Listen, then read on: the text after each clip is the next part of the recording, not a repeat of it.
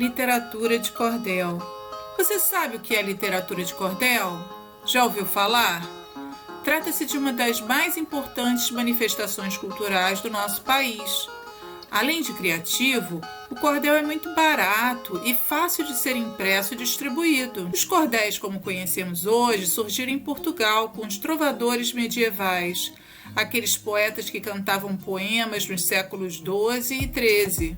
Como boa parte da população era analfabeta, foi assim que encontraram uma boa forma de espalhar histórias. Já na Renascença, aconteceram muitos avanços tecnológicos, como a prensa mecânica, que permitiu a impressão de grande quantidade de palavras no papel e com maior rapidez. Com essa agilidade na produção, a distribuição da palavra, que até então era apenas cantada, passou a ser impressa também. A literatura de cordel somente se difundiu no Brasil por volta do século XVIII.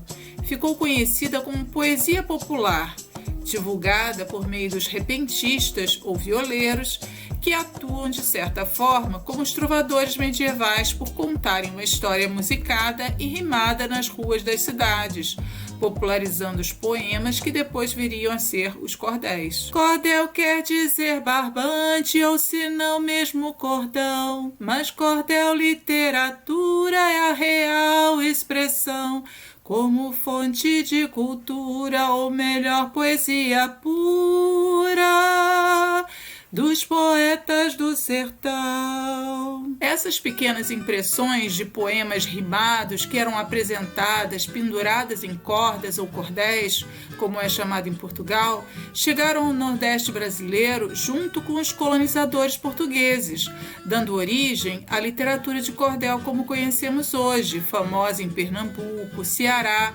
na Paraíba, Bahia e Rio Grande do Norte. Por abordar histórias da literatura oral e de situações características da região, o cordel fortaleceu o folclore e o imaginário regional. Sua impressão em grande quantidade, em formatos pequenos e de custo baixo, fez com que fosse de fácil divulgação, principalmente porque sintetizava de maneira simples histórias populares.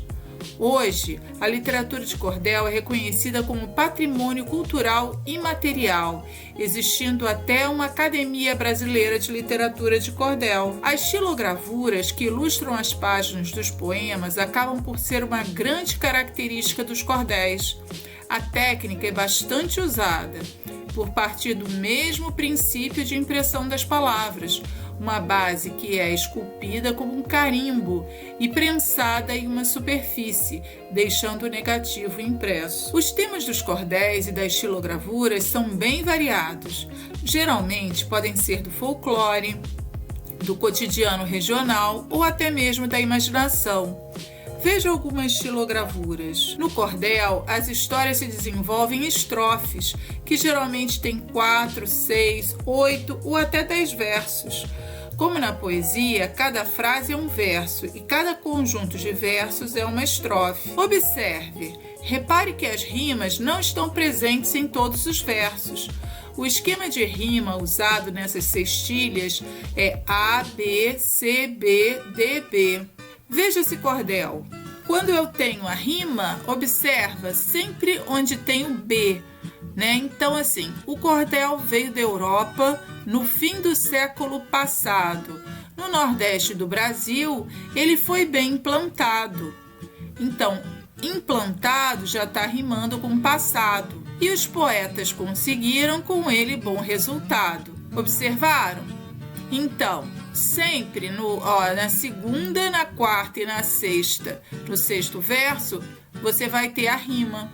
Na segunda estrofe ocorre a mesma coisa. Leandro Gomes de Barros, o patrono da poesia, fez dessa literatura um mundo de alegria e com isso ele ganhava o seu pão de cada dia. Então, poesia com alegria e dia. Vamos experimentar? Nós vamos escrever os nossos próprios cordéis e nos expressar através de rimas.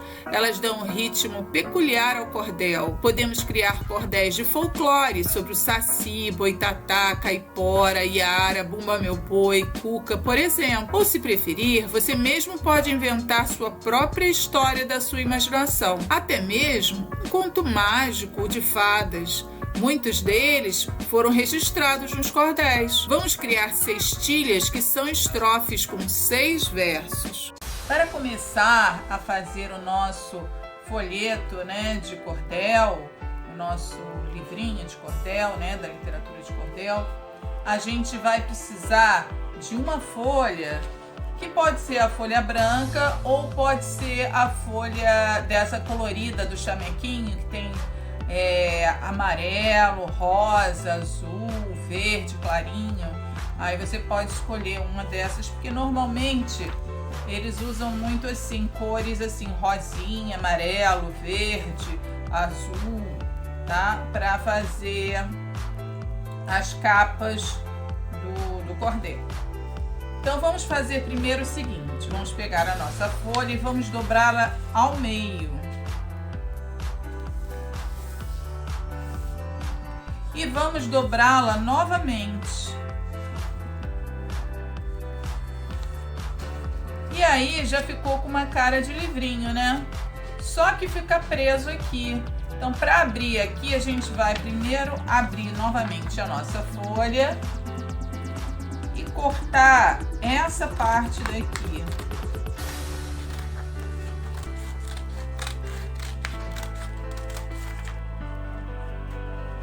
E para formar o livrinho, nós vamos pegar a cola e vamos passar em uma dessas partes, né?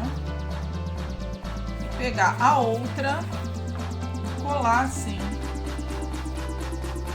E aí a gente já formou o nosso livrinho de cordel. Aí a gente vai se preocupar primeiro, você vai ter que formular uma história, né? Um tema que você vai escolher, que pode ser um tema do folclore, pode ser um tema inventado, pode ser um tema do Nordeste, pode ser um tema que você queira de imaginação ou de contos de fadas também. Então você pode ter várias ideias diferentes, pode fazer sobre o Saci, pode fazer sobre a história da Branca de Neve, pode fazer desde temas folclóricos a temas que você goste de histórias e tudo mais. Eu resolvi fazer do Curupira. Aí eu fiz o seguinte, eu coloquei aqui um título, o meu nome, e eu vou fazer assim, ó. Eu vou colocar o exemplo aqui, mas vocês vão fazer antes um rascunho no caderno, tá bom? Da historinha que vocês vão fazer. Vocês vão pegar aqui e vão com lápis, pode utilizar régua para ficar mais fácil depois vocês não ficarem tortando sem querer. Aí a gente vai colocar aqui o título da sua história que você vai criar, o seu nome, e aqui você vai fazer 6 linhas, ó.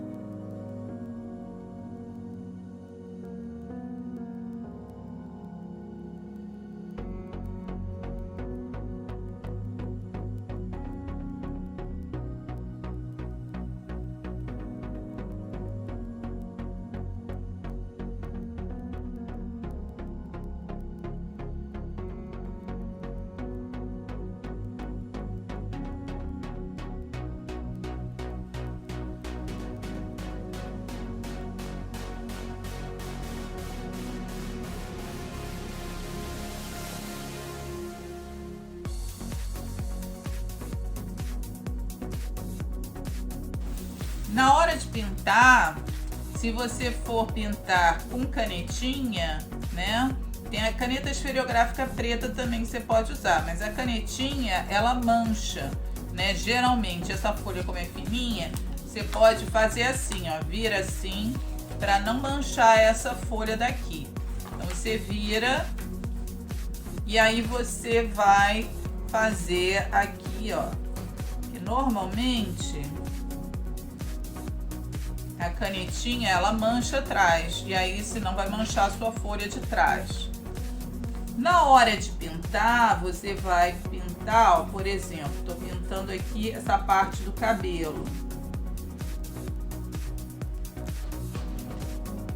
Parece, o cabelo dele normalmente é vermelho, mas a gente não vai usar cor nenhuma, a gente só vai usar o preto para imitar a estilogravura.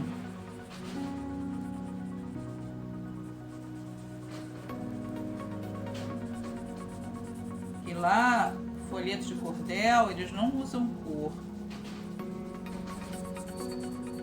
Fica sempre assim, ó. Tá vendo? Porque é feita a impressão na estilogravura, né? Eles escavam a madeira e depois imprimem só com a tinta preta.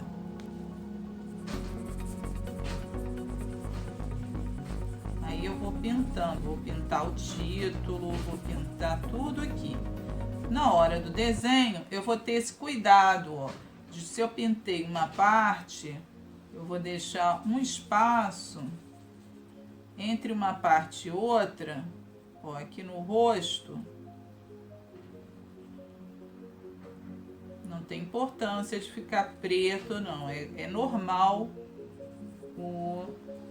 a impressão ser em preto, é só para mostrar a forma.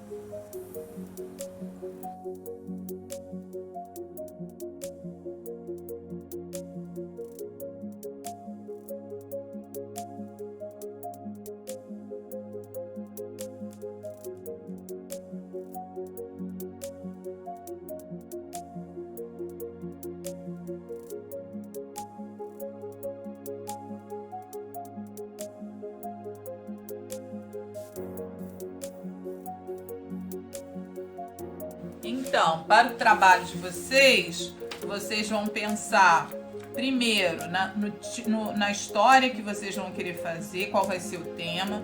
Depois vocês vão pensar em fazer uma rima, né?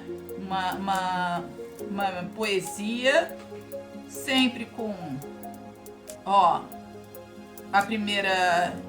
o primeiro verso não precisa rimar, mas o segundo vai rimar com o quarto e com o sexto. Então, você vai procurar fazer isso. Nessa sua história, você pode ter várias estrofes, tá? Eu fiz aqui, no meu exemplo, 2 estrofes. Ó, eu coloquei a minha poesia, né? Cada estrofe com 6 versos, né? E sempre a rima na segunda, quarta e sexta. Segundo, quarto e sexto verso, tá? E aí vai rimando assim. Na hora que você fizer, logicamente você não vai precisar botar esse A, B, C, D aqui não, tá? Isso aqui é só para vocês entenderem qual é o procedimento. Ok? Bom trabalho para vocês.